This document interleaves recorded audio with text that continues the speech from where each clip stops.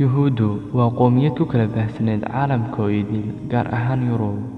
Waxa uu bilaabmay is-urursigooda kadib markuu Hitler ku dilay hal goob 6 milyan. Kadib waxaa markaa bilowday dadaaladii loogu raadin lahaa dhul ay ku helaan xasillooni iyo nabad. Waxay Yuhuuddu maanka ku haysay xilliga Falastiin, laakiin waxaa ka talinaysay wakhtiga boqortooyada Cusmaaniyiinta. Waxa awoodihii ugu xoogganaa Yurub ay bilaabeen inay caalamka kale oo ay gacanta ku hayeen ay Yuhuudda dowlad uga dhisaan, gaar ahaan Afrika. Kusoo dhawaad daawada shantii goobood xilligaas loo soo bandhigay Yuhuudda. Magacaygu waa Cabdirashiid Bashiir, halkanna waa Somali Top 5.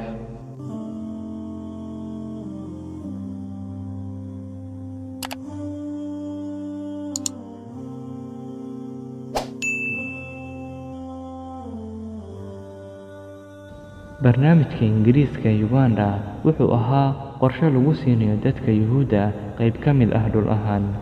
Bixintan waxaa goobjoog ahaa xogayaha guud ee boqortooyada Ingiriiska Joseph Chamberlain iyo kooxda Theodore Herzl ee ururka Zionism-ka.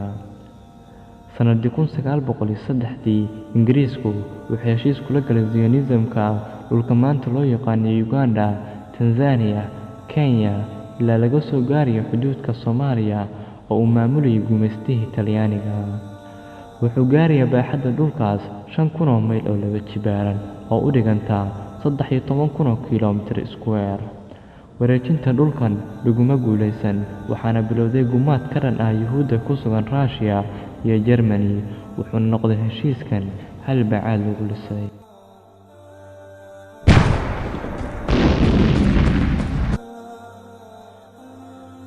Qorshaha Faransiiska ee Madagascar wuxuu ahaa siyaasad loo soo jeediyay raritaanka Yuhuudda ee markii labaad. Isku daygan labaad ayaa dhigayay in si qasab ah loogu raro Yuhuudda degan Yurub jasiiradda Madagascar. Madagascar waxay ku taallaa xeebta bari ee Afrika. U guuritaanka Yuhuudda reer Yurub ee jasiiradda Madagascar ma ahayn fikrad cusub. Henry Milton, Lord Mayon, iyo aqoon-yahano Jarmal ah iyo dowladda Ingiriiska Faransiiska dhammaantood way wada aqbaleen fikirkan. Qorshahan waxaa kaliya dabada ka riixayay Ingiriiska, balse Yuhuuddu umay qabin jasiiradda Madagascar wax xiise ah, waxayna fikrad iyo xoogba isugu geeyeen sida ay meesha uga saari lahaayeen boqortooyada Cusmaaniyiinta ee maamuli jirtay Falastiin.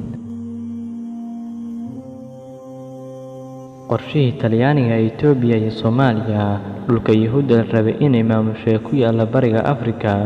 Dowladda Talyaaniga intii lagu guda jiray xilligii nidaamka faashistiga ee Mussolini waxay soo jeedisay inay soo bandhigaan xalka dhibaatada Yuhuudda ee ka jirta Yurub iyo Russia, iyadoo dib loogu dejinayo Yuhuudda dhul ay maamulaan oo ku yaalla bariga Afrika, taasoo ka dhigaysa inay ka mid noqdaan bulshada Yuhuudda ee Beta Israa'iil ee ku nool bariga Afrika, gaar ahaan Itoobiya.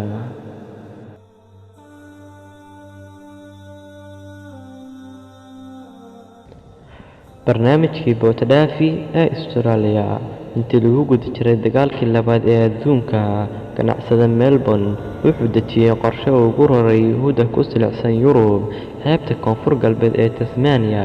Tasmania waxay maanta ka tirsan tahay Australia. Mr. Barker ayaa sahmiyay aaggan, laakiin dhimashadiisii 1942 ayaa baabi'isay fikirkan.